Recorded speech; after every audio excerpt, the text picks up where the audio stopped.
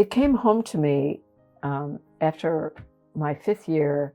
I got invited to visit at Harvard for a year. And what was so revealing about that experience is it was the first time I'd been in a professional culture that had a critical mass of women. Harvard realized that it needed to get women, and it wasn't going to be able to attract anyone if it just had one or two, so it hired a clump. And it was also a much bigger school, so there were enough women that suddenly there were people to, there was really a community of women there. And when they had a faculty dining room, and whenever we would go off and have lunch together, inevitably one of the male faculty members would come by the table and go, "Oh, is there a revolution brewing?" You'd look around, and the rest of the table would be filled with all men, and we would never have said that to them. But, it was a statement about the culture. But what it made me realize when I came back, and I had started to do research on women's issues at the time and really wanted intellectual companionship as well as social companionship, that it's going to be a while before the law school changed, and I was going to have to find it elsewhere in the university. And right at that time, the Institute for Research on Women and Gender, which was then called the Center for Women's Research, was looking for a new director.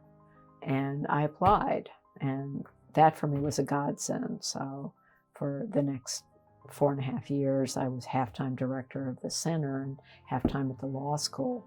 And during that time, the law school hired some more women. But for me, I suddenly had both a social and a professional community that was really important.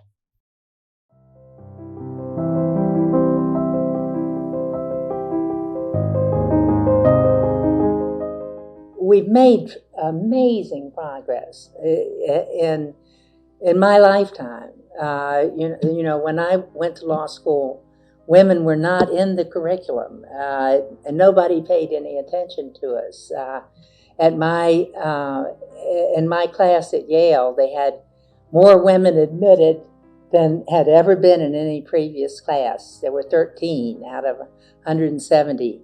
Every other class had 6 or 7, and they went back to that number after our class. And men, lovely, well-mannered, well-educated men said to us, "You're taking a man's place.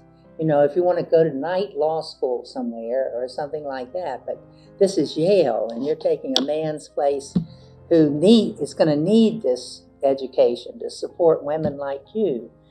And it was really, it was, and then when I was interviewing to be the director of the public defender,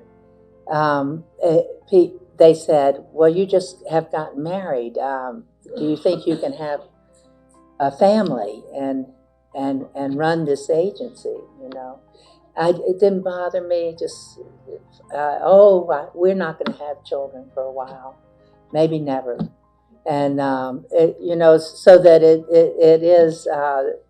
I think that the things that happened, both positive and negative, from being a woman, it's always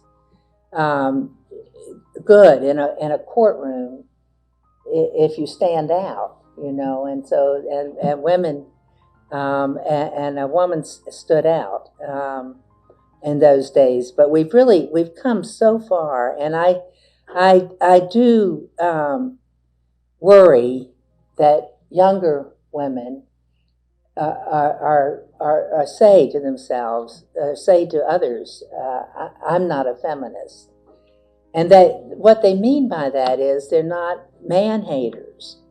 But feminists are not man-haters, and unless the man does something hateful, and but it is so that because there's a lot more to be done before we really get to the point of true gender equality.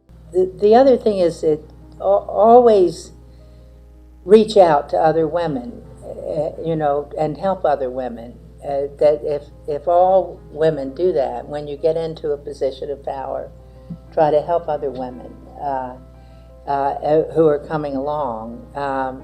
Those are the things. If you think of it as what I do, I remember early on when I was teaching a class, and somebody said,